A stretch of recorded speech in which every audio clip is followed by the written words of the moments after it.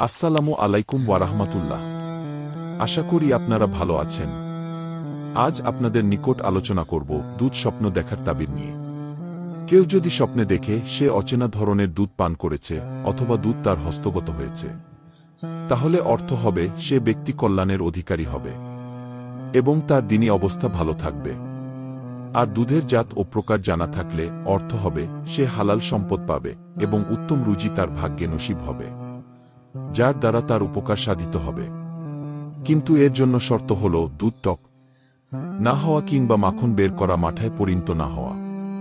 কিন্তু যদি দুধ টক অথবা ননিবিহীন মাঠা হয়, তাহলে দুঃখ দুর্দশা, চিন্তাভাবনা ও ক্ষতির আশঙ্কা রয়েছে। যাই হোক, আজকে এখানেই আমরা আলোচনা শেষ করব। ভিডিওটি যদি আপনার উপকারে আসে তাহলে লাইক, কমেন্ট এবং শেয়ার করতে ভুলবেন না। এরকম উপকারী ভিডিও পেতে চ্যানেলটি সাবস্ক্রাইব করে সাথে থাকুন। কমেন্টে আপনার স্বপ্ন লিখে যেতে পারেন। পরবর্তীতে আপনার স্বপ্নের ব্যাখ্যা নিয়ে উপস্থিত হব ইনশাআল্লাহ।